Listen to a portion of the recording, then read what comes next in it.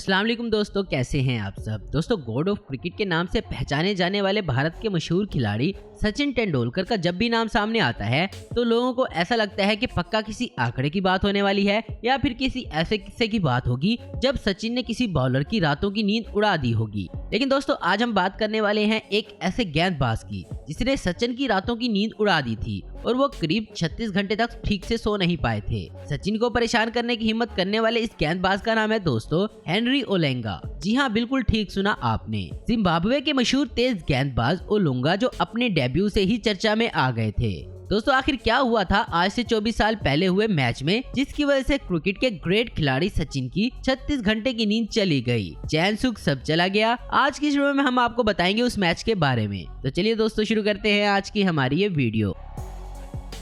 दोस्तों, इस कहानी की शुरुआत होती है 31 जनवरी 1991 को, जब जिम्बाब्वे क्रिकेट टीम में पहली बार किसी ब्लैक अफ्रीकन खिलाड़ी को शामिल किया गया था जिसका नाम था हेनरी ओलंगा। क्योंकि दोस्तों, इससे पहले आज तक जिम्बाब्वे में 98.38% ब्लैक अफ्रीकन आबादी रहा करती थी। इस मुल्क की क्रिकेट टीम में कोई ब्लैक अफ्रीकन खिलाड़ी नहीं था। इस दौर में टीम के ज्यादातर खिलाड़ी ब्रिटिश ओरिजिन वाले ही हुआ करते थे। अब बात करते हैं यहाँ पर हेनरी ओलंगा की। दोस्तों, इस खिलाड़ी का debut match world champion Pakistan के खिलाफ था और अपना पहला ही ओवर डालते हुए इस खिलाड़ी ने अपना पहला विकेट भी हासिल कर लिया था। लेकिन इस मैच में दोस्तों कुछ देर के बाद इस खिलाड़ी को चोट लग गई थी और ये खिलाड़ी कुछ दिनों के लिए क्रिकेट ग्राउंड से बाहर हो गया था। ये मैच तो जिम्बाब्वे ने जीत लिया, लेकिन इस गेंदबाज पर इलीगल एक्शन का इल्जाम लगा, जिस वजह से इस खिलाड़ी को अगले कुछ दिनों तक इंटरनेशनल क्रिकेट मैच से बैन कर दिया गया था। वहीं बैन होने के बाद इस 18 साल के तेज गेंदबाज को जिम्बाब्वे में पोस्टर बॉय के तौर पर देखा जा रहा था, जो मैलकोलम मार्शल और एलन डोनाल्ड को देखकर बड़ा हुआ था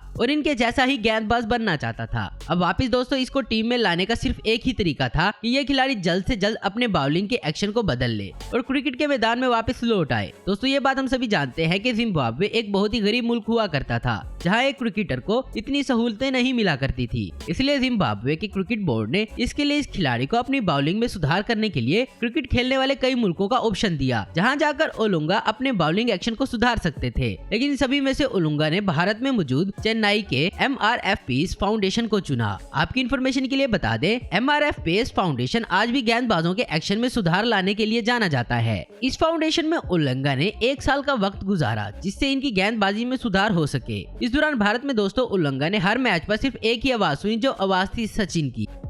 दोस्तों, साल 1994 और 95 की बात की जाए तो वो दौर था जब टेस्ट मैच में सचिन ने 80 की औसत के करीब 1340 रन बनाए थे। वहीं वनडे की बात की जाए तो इसमें वो एक साल में 43 की औसत से करीब 1090 रन बना चुके थे।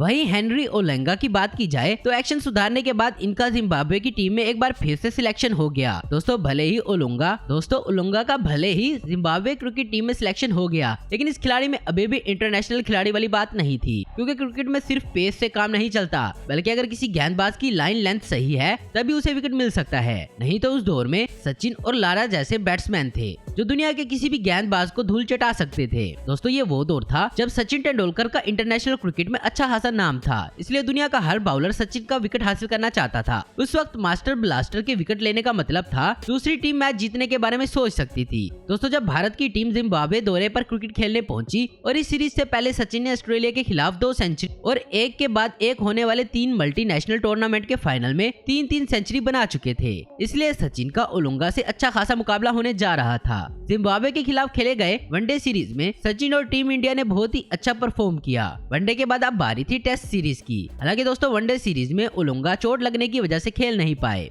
इसलिए सिलेक्टर ने ही इस खिलाड़ी को टेस्ट सीरीज में खेलने का मौका दिया, क्योंकि पूरी जिम्बाब्वे क्रिकेट टीम के बाउलिंग लाइनअप में सिर्फ ओलंगा के पास ही ऐसी पेस थी जो सचिन को मात दे सकती थी। लेकिन दोस्तों, ओलंगा कभी तेज गेंदबाजी करते हुए कभी इंजर्ड हो जाते तो कभी इनकी लाइन लेंथ बिगड़ जाती, इसलिए इनसे पूरी सीरीज में किसी को कोई खास उम्मीद नहीं थी। भारत के खिलाफ जब पहली इनिंग्स में जिम्बाब्वे की पूरी टीम 181 रन पर 8 विकेट गंवाकर मैच जीतने की कोशिश कर रही थी, तब मैदान में उतरे हेनरी ओलंगा, जो अगले 50 मिनट तक मैदान डटे रहे और अपने साथी के साथ मिलकर 30 रन की अहम पार्टनरशिप भी इन्होंने कर डाली। इस तरह जिम्बाब्वे ने पहली इनिंग में 221 रन बनाए। इसके बाद जब हेनरी ओलंगा बॉलिंग करने उतरे तो उन्होंने अपने गेंदों के साथ कहर बरपाना शुरू कर दिया। ओलंगा ने एक के बाद एक इंडिया के टॉप बल्लेबाजों को चलता किया। राहुल द्रविड़ की बनाई गई सेंचुरी की बदौलत टीम इंडिया 280 रन बनाने में कामयाब रही। इस टेस्ट की दूसरी इनिंग्स में जिम्बाब्वे ने 293 रन बनाए और टीम इंडिया को 235 रन का आसान टारगेट मिला। लेकिन इस मैच की दूसरी इनिंग में टीम इंडिया 173 रन पर ऑल आउट हो गई थी।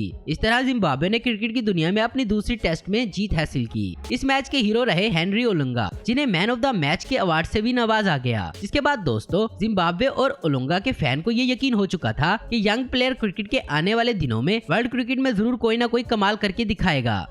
दोस्तों फिर आई साल 1998 की फेमस चैंपियन ट्रॉफी। जी हाँ दोस्तों, शारजा में खेली गई कोका कोला चैंपियंस ट्रॉफी, जिसमें हिस्सा लिया था इंडिया, श्रीलंका और जिम्बाब्वे ने। इस टूर्नामेंट में जिम्बाब्वे ने श्रीलंका को एक बार नहीं 2 बार शिकस्त दी, जिसकी वजह से 1996 की वर्ल्ड चैंपियन श्रीलंका इस कोका कोला कप से बाहर हो गई। वहीं फाइनल में पहुंची जिम्बाब्वे टीम में एक बार फिर ओलंगा चोट के बाद क्रिकेट के मैदान में वापस कर रहे थे। फाइनल मैच में दोस्तों पहले एक लीग मैच में जिम्बाब्वे ने 209 रन बनाए। उस वक्त 209 रन भी कम नहीं बताए जा सकते थे। जब टीम इंडिया मैदान में उतरी तो ओलंगा ने अपने पहले ओवर में सौरव गंगोली को आउट कर दिया। फिर अपने दूसरे ओवर में राहुल द्रविड़ को ओलंगा अपना तीसरा ओवर डालने गए तो इनके सामने सचिन स्ट्राइक पर थे। लेकिन दोस्तों ओलंगा की किस्मत आज पूरी तरह से इन पर मेहरबान थी। उन्होंने अपनी दूसरी गेंद पर सचिन को बोल्ड कर दिया, लेकिन बदकिस्मती से ये नो बॉल थी। लेकिन ओलंगा आज सोचकर आए थे कि आज वो कुछ करके दिखाएंगे। अगली गेंद उन्होंने शॉर्ट फेंकी, जिससे सचिन का एक और विकेट उनकी झोली में आ गया। सचिन का विकेट गिरते ही पूरे स्टेडियम में सन्नाटा छा गया।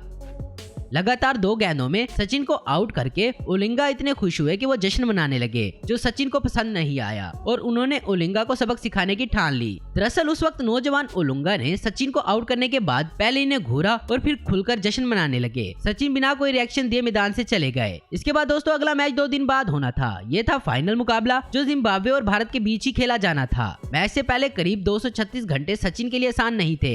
ऐसा बताया जाता है कि वो सही से सो भी नहीं पाए थे। इनके साथी खिलाड़ी बताते हैं कि वो पेवेलियन से सीधा प्रैक्टिस करने चले गए और वहां उन्होंने जमकर पसीना बहाया। भाई सचिन तो सचिन हैं, वो हमेशा वापसी करते हैं और जिस भी गेंदबाज ने इन्हें जब भी परेशान किया उसकी क्लास इन्होंने मैदान पर जरूर लगाई है। बस फिर क्या था, ओलंगा के बाउंसर से निपटने के लिए सचिन ने जमकर प्रैक्टिस करनी शुरू कर दी। सचिन ने बाउंसर किक को प्रैक्टिस की और फाइनल मुकाबले में वो हेनरी ओलंगा की धुलाई के लिए तैयार थे। दोस्तों फाइनल मैच से पहले सचिन बिल्कुल खामोश दिखे। फिर मैच शुरू हुआ और इसके साथ ही शुरू हुई सचिन की वो बारी जिसे कभी भी भुलाया नहीं जा सकता। ओलंगा ने बाउंसर फेंकी और सचिन ने इसे बाउंड्री के बाहर भेज दिया। मैदान में खामोश रहने वाले सचिन ने इस मुकाबले में बेहद ही धुआंधार बल्लेबाजी की। ओलंगा की ऐसी लाइन बिगाड़ी उन्होंने कि मानो ओलंगा का करियर ही खत्म हो गया। इससे पहले वाले मैच में दोस्तों जिस ओलंगा का खौफ था उसे सचिन ने खत्म कर दिया। तो दोस्तों आज की वीडियो में बस इतना ही। उम्मीद करता हूँ दोस्तों आपको वीडियो पसंद आई होगी। ऐसी इन्फॉर्मेटिव और इंटरेस्टिंग वीडियो देखने के लिए हमारे चैनल को जरूर सब्सक्राइब करें। अगर आपको हमारी वीडियो पसंद है तो इसे लाइक, कमेंट और शेयर करना मत भूलें। Thanks for watching.